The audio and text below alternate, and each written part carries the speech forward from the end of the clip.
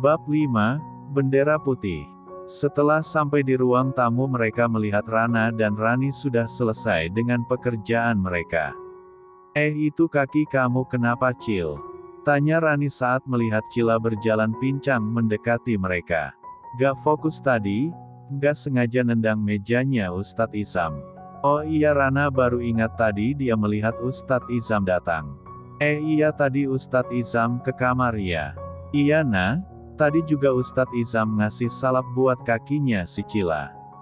Ucap Namora menatap penuh arti ke arah Cila. Hah serius? Tanya Rana sok. Cek, udah ah. Ayo, kita masih harus bersihin kamar. Ajak Cila mengalihkan pembicaraan. Dan berjalan dengan susah payah keluar dari dalam menuju kamar asrama diikuti ketiga temannya. Izam duduk di pinggir kasur, sedang berpikir kenapa ia bisa merasa begitu khawatir saat melihat Cila terluka seperti tadi. Sebelumnya perasaan ini hanya akan datang saat ada salah satu anggota keluarganya yang sakit. Tapi, sekarang ia merasakan kekhawatiran kepada seorang gadis yang baru ia tahu namanya saja. Cek. Ark. Izam mengacak rambutnya. Pusing sendiri dengan perasaannya saat ini. Ia beranjak dari duduknya mengambil dokumen dari atas meja yang tadi tertinggal dan menjadi alasan ia harus kembali ke rumah. Sebelum keluar kamar ia merapihkan penampilannya terutama sorban putih yang tadi sempat ia lepaskan.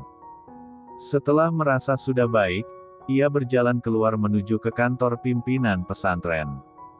Sebelumnya ia diamanahkan oleh abinya untuk memimpin rapat hari ini dikarenakan abi dan uminya ada urusan di luar pesantren. Sore ini para santri sedang berbaris menunggu pengumuman dari tim kedisiplinan pesantren yang merupakan tim yang juga menilai kebersihan kamar asrama hari ini. Mereka akan mengumumkan kamar terbersih yang nantinya akan diberikan reward berupa bendera putih sedangkan kamar terkotor akan diberikan bendera hitam ditambah dengan hukuman. Ustazah Zainab yang menjadi kepala tim kedisiplinan pesantren berjalan ke arah mikrofon yang ada di tengah lapangan. Assalamualaikum warahmatullahi wabarakatuh. Tanpa berlama-lama langsung saja saya akan mengumumkan hasil penilaian yang telah didiskusikan bersama tim kedisiplinan. Semua santri diam menunggu hasil tersebut, tentu saja mereka juga khawatir jika dinobatkan sebagai kamar terkotor. Selain malu, mereka juga takut dihukum. Biasanya hukuman yang diberikan yaitu disuruh membersihkan masjid hingga penilaian kembali Jumat depan. Dan ya FYI masjid pesantren ini sangat besar. Bahkan bisa menampung 10.000 jamaah dengan luas hampir 2 hektar. Kamar asrama terkotor minggu ini adalah kamar nomor 8. Ia diam sebentar, menarik nafas dan melanjutkan pengumuman. Dan kamar terbersih minggu ini adalah kamar asrama nomor 4. Selanjutnya diharapkan perwakilan kedua kamar maju ke depan untuk mengambil bendera masing-masing. Yes. Cila dan ketiga temannya bersorak dan bertos ria setelah mendengar bahwa kamar mereka menjadi kamar terbersih minggu ini. Lebay. Sewot seorang santri yang berada di dekat mereka. Iri bilang bos. Balas Namora. Udah-udah jangan berantem. Rani yang paling bijak di antara mereka mengingatkan. Dan seperti biasa kamar asrama terkotor akan diberi hukuman membersihkan masjid sampai pengumuman penilaian minggu depan. Lanjut Ustazah Zainab setelah mengumumkan kamar terbersih dan terkotor minggu ini. Biar aku yang ngambil guys. Namora maju untuk mengambil bendera putih yang ada di samping Ustazah Zainab. Saat sudah sampai di depan ia melihat santri yang menjadi wakil kamar terkotor di samping bendera hitam. Kemudian berjalan bersama dengan bendera berbeda warna ke barisan masing-masing yang diiringi tepuk tangan dari para santri. Setelah kedua perwakilan kamar kembali ke barisan Ustazah Zainab mengakhiri apel sore itu. Mungkin sekian pengumuman hari ini. Diharapkan untuk semua santri agar tetap menjaga kebersihan kamarnya. Dan jika bisa minggu depan tidak ada lagi kamar yang dinobatkan menjadi kamar terkotor. Setelah ini kalian bisa beristirahat dan berkumpul maghrib nanti untuk salat dan mengikuti kajian rutin Jumat dari Syekh Abdurrahman. Saya akhiri assalamualaikum warahmatullahi wabarakatuh. Waalaikumsalam warahmatullahi wabarakatuh. Jawab seluruh santri serentak. Yaudah yuk balik kamar, pegel nih bersih-bersih seharian. Ajak Rana yang dianggupi ketiga temannya. Namun, Bro, Cila yang berjalan dengan pincang terjatuh karena tersandung sesuatu. Sontak ketiga temannya langsung berhenti melangkah dan membantunya berdiri. Cila kamu gak apa-apa? Sesh. Kakiku sakit banget nah. Ringisnya menahan sakit. Cila menatap ke sekelilingnya. Dan ternyata 2 meter di hadapannya Cila melihat santri yang tadi mengatai mereka, lebay, tersenyum miring. Benar dugaannya ada yang sengaja menyandung kakinya tadi. Maksud lo bikin gue jatuh apa hah? Lo sengaja kan bikin gue jatuh? Tanya Cila dengan suara agak keras. Ketiga temannya terlihat bingung mendengar ucapan Cila dan baru paham setelah melihat orang yang menjadi lawan bicara Cila saat ini. Oh kau sengaja menjatuhkan temanku, nyari masalah perempuan ini kulihat. Saat ini Namora benar-benar sudah naik darah melihat santri yang ada di depannya saat ini.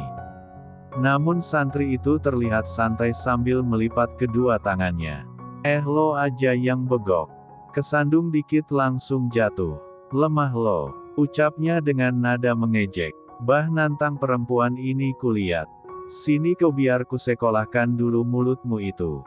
Tantang Namora mendekat ke arah santri itu namun langsung ditahan oleh Rana dan Rani. Namora ini memang yang paling barbar di antara mereka jika sudah berbicara. Mungkin bawaan logat dan karakter budayanya yang memang begitu, namun sebenarnya hatinya lembut dan tulus. Dan juga dia yang paling perhatian. Seperti saat ini dia menjadi garda terdepan saat ada orang yang berbuat jahat kepada salah satu temannya. Udah-udah gak usah diladenin orang iri. Buang-buang tenaga aja tahu gak? Rana menggiring teman-temannya untuk pergi dari sana. Belum puas santri tadi kembali berteriak. Pincang, hati-hati di jalan. Awas lumpuh lo. Tapi Cila dan teman-temannya tak peduli dan tetap melanjutkan langkah mereka. Cila menggeleng, astagfirullah, ada-ada aja yang muji kesabaran hari ini. Pikirnya, merasa diacuhkan, membuat santri tadi merasa kesal. Wah selain pincang lo budek juga ternyata. Gak diajarin sopan santun lo sama orang tua. Oh, atau bokap nyokap lo bisu dan tuli. Cukup. Jika hinaan hanya tertuju pada Cila ia masih bisa terima. Namun jika sudah menyangkut orang tua dan keluarganya maka ia tak bisa tinggal diam. Dia berbalik melangkah dengan cepat ke arah wanita yang menghina orang tuanya tadi. Plak, suara tamparan yang berasal dari tangan Cila menarik perhatian orang-orang yang ada di sekitar mereka. Dan saat ini mereka sudah ramai dikerumuni santri yang penasaran dengan apa yang terjadi. Sementara wanita yang ia tampar barusan menganga tak percaya sambil memegang pipinya yang saat ini sudah terlihat memerah. Cila sebenarnya heran, mengapa wanita ini dari tadi seperti sengaja mencari masalah dengannya. Bahkan Cila tak tahu namanya siapa. Tapi gadis ini terlihat begitu membencinya. Dan baru Cila sadari bahwa berada di lingkungan yang baik tidak menjamin seseorang akan berperilaku baik. Lo berani nampar gue? Muka santri itu memerah menatap penuh kebencian pada Cila. Gue berani, karena emang mulut lo perlu direvisi dulu kayaknya. Jawab Cila tak gentar. Lo?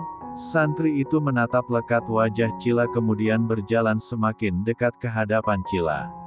Lo hati-hati sama gue. Awas lo. Tunjuknya tepat di depan wajah Cila kemudian berlalu meninggalkan Cila. Cila menghela nafas. Sebenarnya ada rasa menyesal dalam dirinya karena sudah menamparkan santri tadi.